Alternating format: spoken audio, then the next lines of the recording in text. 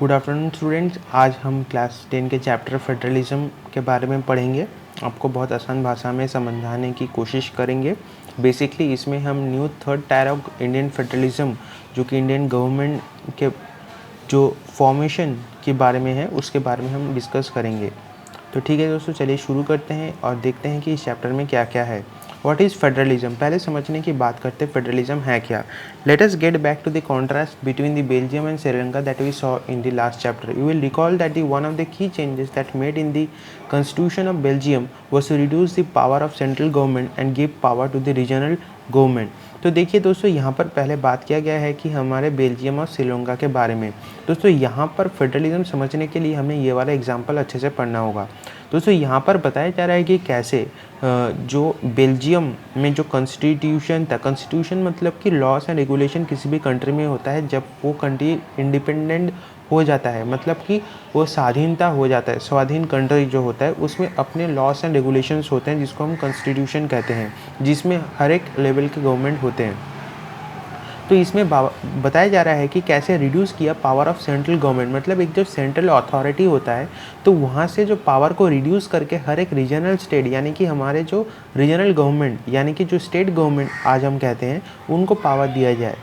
Regional governments existed in Belgium even earlier. They had their roles and powers, but all these powers were given to this government and could be withdrawn by the central government. मतलब कि यहाँ पर जो regional government Belgium में पहले से exist करता था, पर उसके पास जो पावर थे, जो रोल थे, वो रोल बहुत ज़्यादा लिमिटेड थे। तो यानी कि जो सेंट्रल पावर था वो सेंट्रल गवर्नमेंट के पास ही था। The change that took place in the 1993, मतलब कि एक जो चेंज हुआ था वो 1993 में देखा गया था।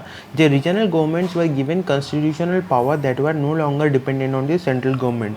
मतलब कि आज भी अगर आप देखें हमारे जो स्टेट गवर्नमेंट के पास कुछ ऐसे पावर्स हैं, यूनिक पावर्स हैं कि वो सेंट्रल गवर्नमेंट के बनाए हुए रूल को अपोज कर सकते हैं।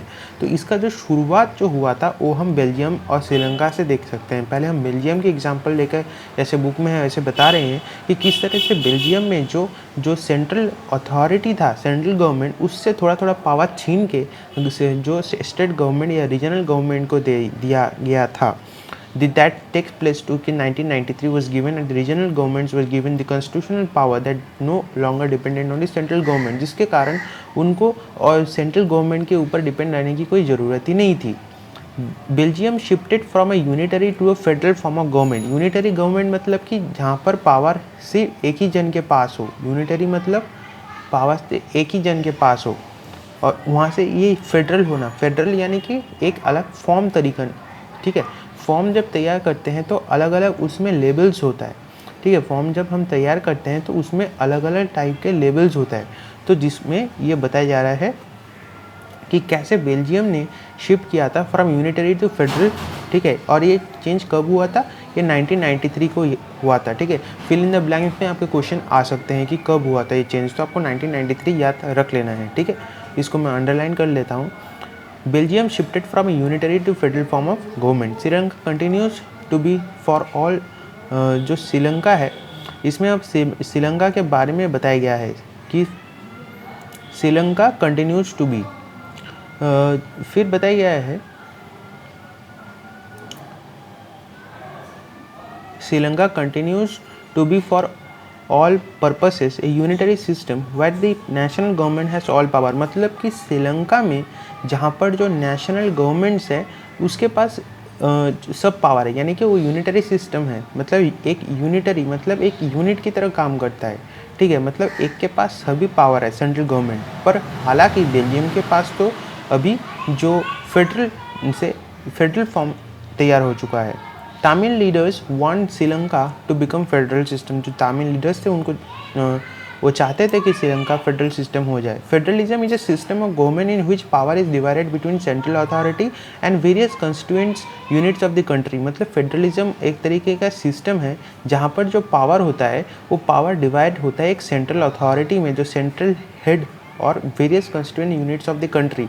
वेरियस अलग अलग जो जगह होता है, मतलब एक अगर देश की बात करें तो एक देश में बहुत सारे सिटीज़ और विलेजेस होते हैं, और यहाँ पर जो एक सेंट्रल अथॉरिटी होता है जो इन सब को चला रहा होता है, मतलब इन सब के ऊपर नज़र बनाए हुए रहता है। और जो रीजनल स्टेट है, कंस्टिट्यूएंट स्टेट्स है, यानी कि जो विलेज में या सिटी में, हर एक स्टेट में, तो वहाँ पर एक पावर दिया जाता है जिससे कि ये जो मैनेजमेंट करने का जो तरीका है वो और भी ज़्यादा आसान हो जाए। Usually federation has 2 levels of government, मतलब फेडरेशन में 2 अलग अलग लेवल होता है गवर्नमेंट के। एक के पास क्या होता है कि one is the government for the entire country that is usually responsible for a few subject of common national interest. एक होता है कि जो गवर्नमेंट पूरे कंट्री के लिए होता है एक गवर्नमेंट, और जहाँ पर ये रिस्पॉन्सिबल होता है बहुत सारे सब्जेक्ट नहीं, सिर्फ कुछ ही सब्जेक्ट के लिए ऑफ कॉमन नेशनल इंटरेस्ट। और other are government at the level of provinces और state that look after much of the day to day administrative of the state. यानी कि मान लीजिए अगर कोई एक्सटर्नल अफेयर हो गया, मतलब कि अगर दूसरे देश के साथ कुछ अगर मान लेते हैं कुछ ट्रेड के लिए इशू हो गया तो सेंट्रल गवर्नमेंट करेगा, वो स्टेट गवर्नमेंट का काम नहीं है। अगर एक स्टेट के अंदर कुछ इशू होता है तो वो स्टेट गवर्नमेंट का काम है। तो उसी तरह एक कुछ ऐसे ही नेशनल इंटरेस्ट होता है जो कि सेंट्रल गवर्नमेंट का काम होता है। पर ये जो छोटे छोटे काम है जो कि स्टेट लेवल का है, ये स्टेट गवर्नमेंट का है। The others are the government that the others are government at the level of provinces or state that look after much of the day-to-day administrative of their state. Both of these levels of the government enjoy their power independent of the other. मतलब ये जो 2 governments होता है ये अपने power को अपने हिसाब से यूज़ कर रहे होते हैं, कोई एक के ऊपर डिपेंड नहीं रहता है। ये कुछ एक मैप दिया गया है जहाँ पर ये बताया गया है, दो only 25% of the world 190 countries have federal political system. मतलब देश में 193 कंट्रीज़ है और जिसके अंदर से 25 ही ऐसे देश हैं जिनके पास फेडरल सिस्टम है, मतलब कि सेंट्रल गवर्नमेंट और state government. The citizens make up to 40% of the world population. Most of the large countries of the world of federation, मतलब दुनिया के ज़्यादा बड़े बड़े कंट्रीज फेडरेशन है। अब एग्जाम में आ सकता है कि दुनिया के ज़्यादा बड़े बड़े कंट्रीज़ के पास ही फेडरेशन क्यों होते हैं, इसलिए होते यहाँ पर दिखाया गया है। हालांकि जो छोटे कंट्रीज हैं उनके पास भी फेडरेशन आएगा, जो हम आगे पढ़ने वाले हैं कि छोटे छोटे कंट्रीज़ में भी होता है। पर फेडरेशन का मतलब कि 2 अलग अलग लेवल, एक है सेंट्रल और एक है स्टेट। तो ये दोनों लेवल का क्या काम है, इससे और ज़्यादा मैनेजमेंट के इशू बहुत इजी हो जाता है। मतलब कि अगर आप देखें कोई एक्सटर्नल अफेयर्स है तो सेंट्रल कर लेगा, और अगर कोई स्टेट मैटर है तो स्टेट कर लेगा, जिससे कि दोनों में आसानी होगी, इंडिपेंडेंटली काम कर सकते हैं और मैनेजमेंट के इशू भी नहीं रहेगा। तो इस कारण से बड़े बड़े कंट्रीज़ में फेडरेशन होना चाहिए और होता भी है। In this sense federation are constituted unitary government. Under the unitary system, either there is only one level of government or subunits are subordinate to this central government। मतलब कि जो यूनिटरी सिस्टम है उसके अंदर हम क्या पढ़ेंगे कि यूनिटरी सिस्टम के अंदर या फिर क्या होता है कि एक गवर्नमेंट एक लेवल ऑफ गवर्नमेंट होता है, और दी सब यूनिट मतलब कि या तो एक गवर्नमेंट का एक ही लेवल होता है या फिर बहुत सारे छोटे छोटे ऐसे लेवल्स होते हैं जो कि सबमर्ज करते हैं सेंट्रल गवर्नमेंट की तरफ। मतलब उनके छोटे लेवल हैं, वो काम तो कर सकते हैं पर पावर सेंट्रल गवर्नमेंट के पास ही रहेगा। But in a federal system के अंतर्गत क्या होता है, फेडरल सिस्टम के अंतर्गत central government can not order the state government to do something. Central government कुछ बिल पास कर सकती है पर उस बिल को अपोज करने का पावर स्टेट गवर्नमेंट के पास होता ही है। ठीक है, मतलब कुछ नियम पास कर सकते हैं वो लोग, पर ये अपोज कर सकते हैं, और सेंट्रल गवर्नमेंट प्रेशराइज नहीं कर सकते हैं स्टेट गवर्नमेंट को। State government has power of its own for which is not answerable to the state government, but this government is separately answerable to the people. मतलब कि पीपल क्यों है, इसमें एक इम्पॉर्टेंट एस्पेक्ट पीपल का होता है। पीपल यानी कि वोटिंग। ठीक है, वोट देकर लोग ही तो जिताते हैं गवर्नमेंट को। तो जब गवर्नमेंट पावर में चले आते हैं तो तब government are answerable to the people, मतलब पीपल जो लोग होते हैं, जो जनता होती है, तो उनको बताना पड़ता है कि कोई चीज़ अगर ख़राब है तो क्यों ख़राब है, इसके पीछे वजह क्या है, क्योंकि उन्होंने ही तो जिताया है, लोगों ने ही तो वोट देकर उनको विन किया है। ठीक है, समझ में आ रहा है दोस्तों? एक लाइक ज़रूर बना दीजिए। पसीना पसीना हो रहा हूँ और तबीयत भी थोड़ा बहुत ठीक नहीं था, और बस आप लोगों का जो दुआ है उसके लिए हम पढ़ा रहे हैं, तो आप लोग चैनल को ज़रूर सब्सक्राइब कर लीजिएगा दोस्तों। Let us look at some of the key features of federalism. अभी हम पढ़ रहे हैं फेडरलिज्म के कुछ की फीचर्स के बारे में। जैसे कि फेडरलिज्म में क्या होता है कि देयर आर 2 और मोर लेवल्स ऑफ गवर्नमेंट, जैसे बोला स्टेट गवर्नमेंट और सेंट्रल गवर्नमेंट। ये है पहला पॉइंट, इसको पॉइंट वाइज करके आपको लिखने की भी ज़रूरत नहीं है, एक बार समझ लीजिए। Different types of government govern the same citizens, मतलब कोई भी हो, मतलब कि एक अगर देश अगर इंडिया की बात करे तो पूरे जो इंडिया के जनसंख्या है, पूरे जो इंडिया के जो लोग हैं, जो सिटीजन्स है उसके, दोनों लोग ही गवर्न कर रहे हैं, सेंट्रल गवर्नमेंट और state government. But each tier has its own jurisdiction in specific matter of legislation, taxation and administration. यानी कि आप देखिएगा, जब आप जो टोल टैक्स होता है ना, जैसे आप एक स्टेट से दूसरे स्टेट जा रहे होते हैं तो कुछ टोल टैक्स होते हैं वहाँ पर आपको कुछ पैसे देने पड़ते हैं जो कि टैक्सेस होते हैं। तो ये जो टैक्सेस है, ये टैक्सेस अलग अलग लेवल्स के हो सकते हैं। यानी कि अगर हम बात करें पेट्रोल की, जो आप जानते हैं कि इसका जो प्राइस बहुत हाई हुआ था, तो पेट्रोल में जो अलग अलग जगह से जो मतलब कि इसके राइस होने के पीछे क्या वजह था। पहली बात तो ये था कि जो दूसरे इसका जो हम जो यूज़ कर रहे हैं वो बहुत ज़्यादा बढ़ रहा है, मतलब कि इसका जो यूजेस बहुत ज़्यादा है और ये मिलता भी बहुत कम है, जिसके कारण एक बेसिक आइडिया लग जाएगा आपको कि इसका प्राइस क्यों बढ़ा था।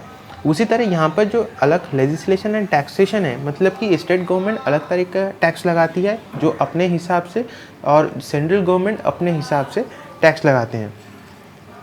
फिर आता है jurisdiction of the respective levels और tier of government are specified in the constitution, मतलब कॉन्स्टिट्यूशन के अंदर ही ये सब लिखा गया है कि कौन किसके पास क्या क्या सुविधाएं उपलब्ध है, मतलब क्या क्या वो पावर एग्जीक्यूट कर सकता है। मतलब कॉन्स्टिट्यूशन जो हमारे जो कॉन्स्टिट्यूशन है इंडिया के, इसके बाहर कोई पावर यूज़ नहीं कर सकता, इसके अंदर ही लिखा गया है कौन कौन से नियम है, ठीक है।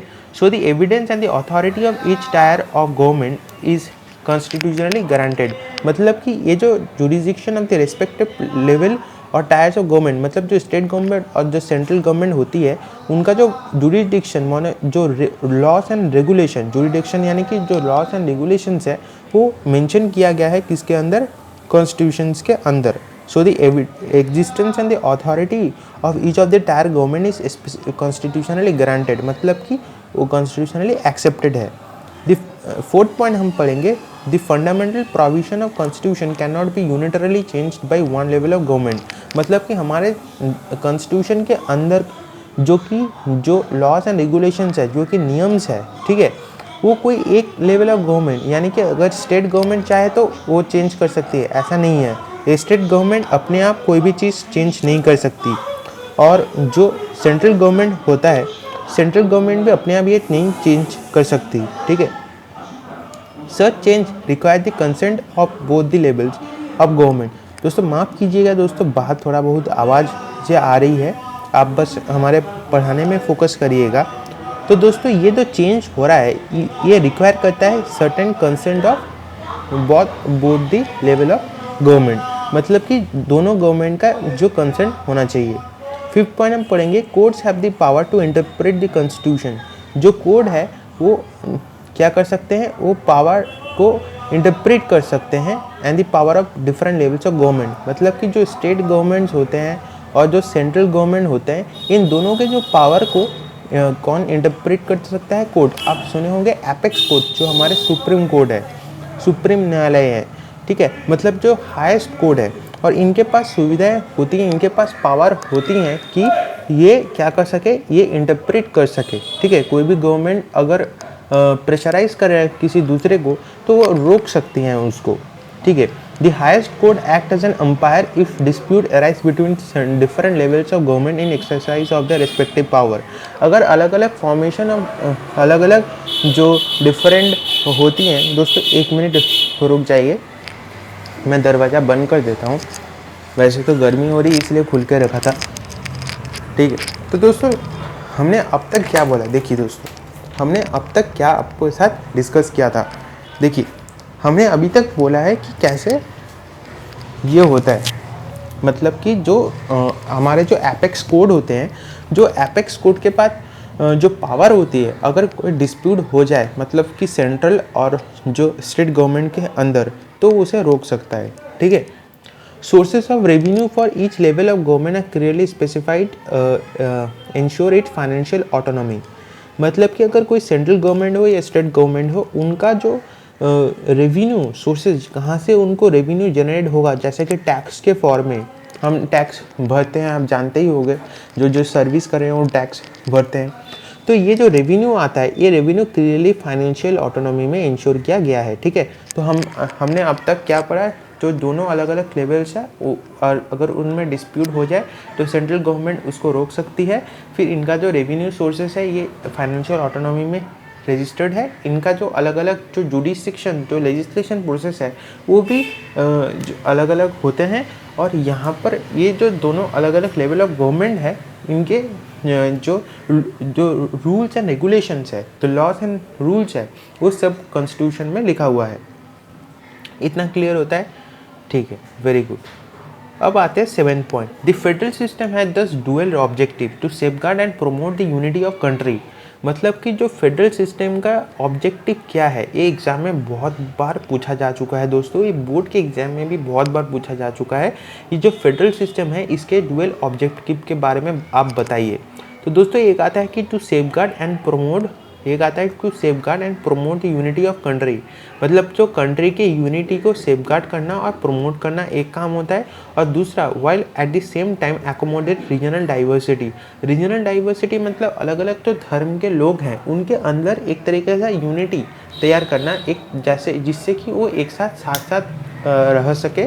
और जो कंट्री का जो safeguard and promote unity of country, मतलब कंट्री में तो यूनिटी होगा ही, अलग अलग स्टेट एक साथ मिलकर काम कर सके, एक साथ भाई भाई की तरह रहे, उसी तरह जो अलग अलग धर्म के लोग हैं वो भी एक साथ रह सके। तो ये डुअल ऑब्जेक्टिव है। Therefore the two objectives are crucial for the institution and practice of federalism, जिससे कि फेडरलिज्म को एग्जीक्यूट करना बहुत ज़्यादा आसान हो जाता है। क्योंकि अगर एक दूसरे से झगड़ गए तो तब तो जो सिस्टम है ठीक से काम नहीं कर सकता। फिर आता है government at different level should agree to some rules of power sharing. जो गवर्नमेंट अलग अलग लेवल्स के होते हैं उनको क्या करना पड़ता है कि उनको एग्री करना पड़ता है। किससे एग्री करेंगे ना, उनको एग्री करना पड़ता है एक तरीके से they should trust and would abide by it's part of agreement and federal system of both expect. जो गवर्नमेंट अलग अलग लेवल्स के होते हैं तो उनको कुछ रूल्स ऑफ पावर शेयरिंग में एग्री करना पड़ता है। They should also trust each other abide by it's part of agreement and जो मतलब कभी कभी हो जाता है, कुछ कुछ रूल्स होते हैं वो उनको मानना पड़ता है। An ideal federal system has both aspect. मतलब कि एक आइडियल फेडरल सिस्टम का क्या एस्पेक्ट रहता है, मतलब आप एक आइडियल फेडरल सिस्टम से क्या समझते हो, जो क्वेश्चन में आता है। तो आपको बोलना है कि हम एक आइडियल सिस्टम से ये समझते हैं कि उसमें म्यूचुअल ट्रस्ट होगा। म्यूचुअल ट्रस्ट कैसे होगा, क्योंकि देश में यूनिटी होगा और रिलीजनल यूनिटी होगा, जैसे हम रीजनल डाइवर्सिटी होगा, ठीक है। तो unity of country while at the same time accommodate regional diversity. और दूसरा है एग्रीमेंट टू लिव टुगेदर, एक साथ रहना, ठीक है दोस्तों। बस आज के लिए इतना ही था और नेक्स्ट दिन से हम यहाँ पर पढ़ाएंगे the exact balance of power sharing. जो पावर शेयरिंग के अलग अलग जो फॉर्मूलेज है उनको हम देखेंगे, मतलब कि की कंसेप्ट को हम देखेंगे। यहाँ पर कुछ लिखा गया है, ठीक है, ये यहाँ पर है। और फिर यहाँ पर आता है कि फेडरलिज्म यूनियन लिस्ट, जो ऐसे यूनियन लिस्ट स्टेट लिस्ट, मतलब कौन कौन से हमने देखा था कि सब्जेक्ट्स कुछ कॉमन इंटरेस्ट है जो सेंट्रल गवर्नमेंट के अंतर्गत आता है। तो यहाँ पर कुछ ऐसे लिस्ट हैं जो कि स्टेट गवर्नमेंट के अंतर्गत आता है। तो इस चीज़ को हम अच्छे से पढ़ेंगे, ठीक है। आज के लिए बस इतना ही है। वीडियो को लाइक शेयर सब्सक्राइब कीजिए, दोस्तों को शेयर कीजिए, हमारे साथ जुड़े रहिए, हम ऐसे ही वीडियोस लाते रहेंगे। धन्यवाद, जय हिंद।